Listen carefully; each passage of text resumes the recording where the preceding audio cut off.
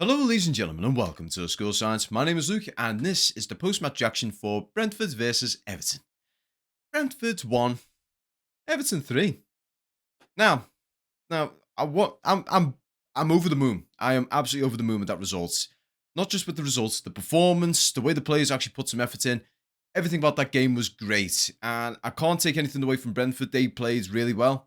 It was just more down to the fact that they just weren't able to convert for the most part, as well as the fact that we were a lot more aggressive towards them. The way we played is how we should be playing at home. We were playing with extreme aggression. We were not giving Brentford any time, and any motions that we were doing were very progressive. There was no sideways and there was no backwards passing, for the most part, anyway. But yeah, now there are some people who aren't really, into the football all too much or are looking at it from not too wide perspective. If someone's unaware of this, Brentford's in the Premier League are absolute juggernauts. Them and Brighton are two of the scariest underdogs in the Premier League at this point in time. Brighton in particular, because the value of Brighton's team that went out and beat their previous, I think it was, did they beat Man U, was it? I think it was Man U. So when Brighton beat Man U, I think the value of their team was something like less than 20 million. That's how much they paid for it.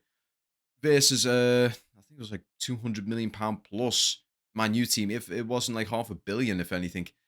The comparison of the teams there was absolutely something else. Likewise with Brentford, they've got a very low budget, but the players that they have got and the players that they bring in are absolutely phenomenal and very scary. So that taken into account, and to be honest as well, I really do feel sorry for Brentford before the game even kicked off because they'd lost one of their key strikers just before kickoff. I think it was 15 minutes before the game was actually due to begin. He pulled up with a leg injury, so they brought out Lewis Potter.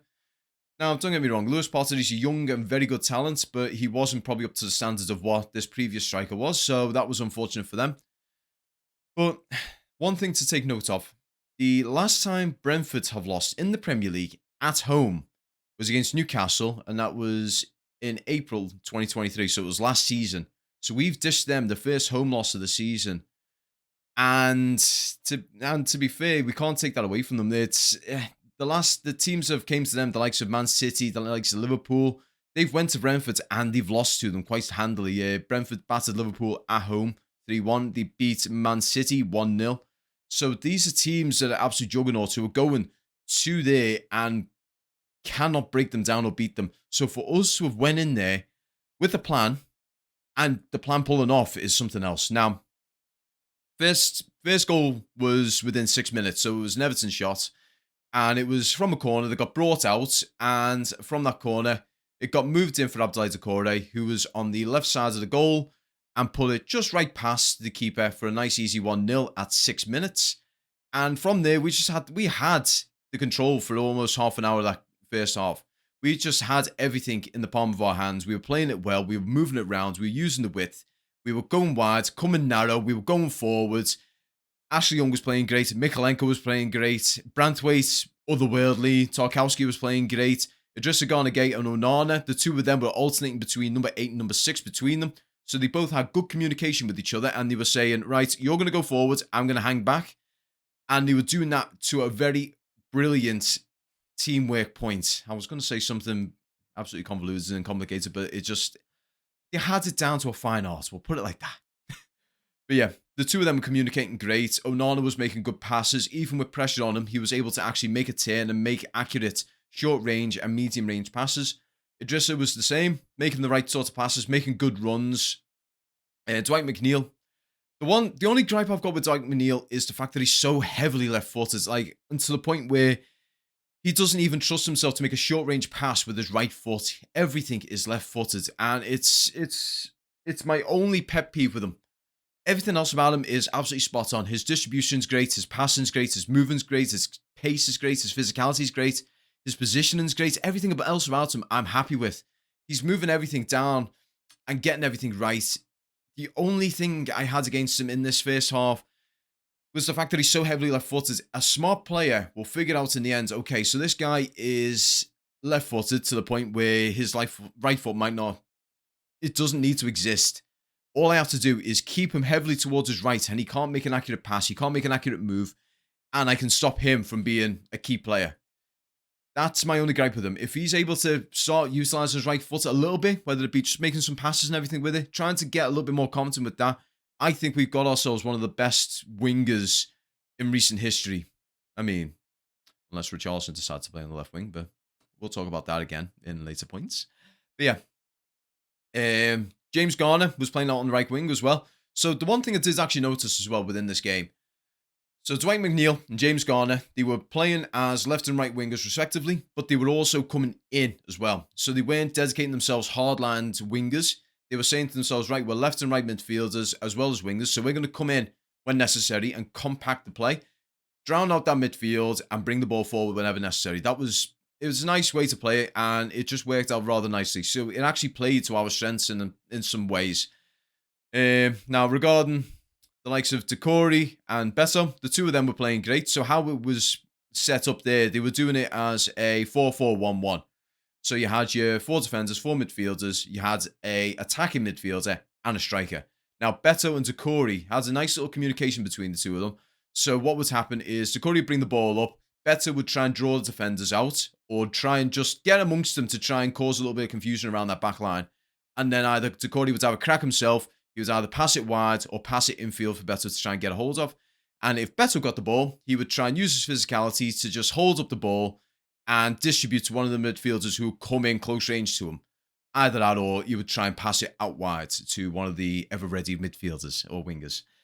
So that was working rather well. Now, the only way that Brentford were able to get a goal, and it was the unfortunate way, was they were able to get a nice little string of play, and in all honesty, we did kind of fall asleep at that point. So around the 30-minute mark, what ends up happening was we pretty much had got dispossessed of the ball in the Brentford half, and they just built their play up, pushed our line, were able to actually get a nice wide move onto their right. So it was the likes of Mikolenko and Tarkowski's responsibility to try and take care of. Unfortunately, they weren't able to, get anything out of it. And the shot came in. Pickford managed to get a slight palm on it, which unfortunately worked against us because Tarkowski was right behind Pickford. And because of that palm, Tarkowski wasn't able to get a foot onto it, and it just creeped into the goal for it to become 1-1. Now, they did actually have a good couple of minutes looking at it because they were looking at it and thinking that it was VAR. Now, you see the line that they were looking at, and the way it was quite literally millimeters either way. And you did actually see the red line. Now, the thing was, they were looking at it frame from frame, honestly. They went looking at the line, seeing that the line was red, going frame to frame to frame, bouncing back and forth between it, and then decided to give the goal in the end. So I would like for them to sort of explain why they were doing it in that sort of way, because I've seen situations where they've just put the line in, the line has been even closer, it's been literal microns, and they've not really done frame to frame or anything like that, or looked at the play before and after. They've just went, okay, that's what we've seen, offside. I do honestly think that they need to try and have a look at the technology that we had at the World Cup with the Qatari World Cup, because that just seemed a hell of a lot better. It was like, I don't know how they did it with the computer technology, but it was almost like an invisible wall that they see. And if any increment of them is out that they can play with, they called it offsides. That seems perfect. But in all honesty, this is the Premier League. They like a little bit of drama, because what ends up happening, if a referee has a bad game, if there's a bad tackle, if something doesn't get seen, something does get seen, it's something for them to talk about for the next 3, 4, or even 5 days. So, looking at that, that's probably how they do it. Now, talking about the rest of the first half, Brentford were able to sort of settle things down a little bit. They slowed the pace down a little bit, and we kind of struggled to try and capitalise back on what we had. And it was a bit worrisome when it came into half-time. I was hoping we was able to get, another one just before half-time, but unfortunately we weren't able to do it. Now, before the Brentford goal, Decore could have had 2 on his marker before they even were able to get 1. And that was unfortunate because he has a good solid hit and it just rattled the crossbar. If it was just that ever so slightly lower, it probably would have bounced in. But unfortunately, hit the crossbar on the lower end and dead on, and it bounced outwards. So, unlucky for him. I mean, to be honest, he has an absolutely magnificent game. He definitely deserved man of the match. Likewise with Jared Branthwaite. I would have said between him and Branthwaite, the both of them would have been in competition for the man of the match. I would have been more inclined to give it to Branthwaite if, let's say for argument's sake, if Decore would have got a second goal, that would have sealed it absolutely solidly. But I would have been more inclined for Brantwaite to get it because he was just absolutely solid. And he was just able to get every single block possible. He was getting all the headers. He was getting all the distribution. Everything was almost perfect. But going into the second half, we were, again, a little slow on the uptake for the second half. We were trying to push out and trying to get distribution going, doing what we were doing previously, but unfortunately, we just weren't able to do it. Brentford was still able to put a push on us.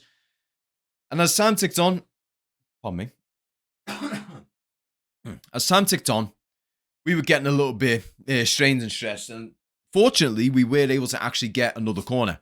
Now, that corner came in an opportune time. It was a nice ball in from McNeil. He crossed it in. Decore was holding his man pretty much back and getting in the way. And Tarkowski came from the outside of the box inwards and was able to get a nice clean header onto it. And it was kind of salt in the wounds for the Brentford fans, just for the fact that if anyone's unaware, Tarkowski was a Brentford player for a certain period of time, and then he went to Burnley. Before he went to Burnley, though, he refused to play for Brentford against Burnley because he just felt like that was almost like a conflict of interest. So the Brentford fans kind of held that in a bit, it's a bit, they hold it in a negative light, to say the least. Sorry. Oh, my throat is extremely dry here. Apologies. So at that point, 2-1 up, nice and comfortable. And then we decide to make a slight change. Now, this is where things are starting to grind my gears a little bit. Because at that point, with 2-1 up, why not have a little experiment? So instead of making it into a 4-4, we have it as a 4-4-1-1. Why not make it into, say, a 4-4-2? So we take we take Onana off or take Idrissa Gana Gueye off and say, right, what wingers, you guys are going to come in more. And we're going to bring on Calvert-Lewin for, we'll say, Onana in this situation. Bring him on, and it's now going to be 4-4-2. So Beto is going to sit just behind Dominic Calvert-Lewin. And from there, he's going to become his provider. So Decore's going to provide for Beto or Calvert-Lewin. And then Beto is going to provide solely for Calvert-Lewin or wide. We could have played it like that. Unfortunately, he did a like for like. So it still was 4-4-1-1.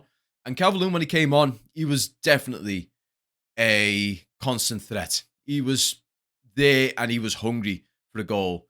He had something that he wants to prove, and he proved it.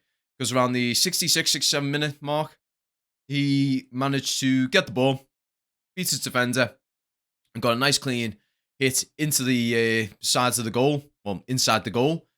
Nice clean one. Now, the one thing that I did notice, and this was during the celebration, Decore, when he was jumping on top of him, Decore nearly injured himself there. So when he jumped on him, he managed to get over Calvert-Lewin and pretty much went straight over him, down nearly onto his head. Now, is that a little bit over the top? Not really, to be honest. I mean, these are footballers. Their instinct when they score, basically their brain turns off and instinct just kicks in. They all go absolute batshit. But overall, I would say the general performance of Everton was absolutely spot on. Now, Dan Juma did come on later on for Onana. And I'll be honest, he was doing well. He got his movement in. He was getting his minutes in and getting his areas covered.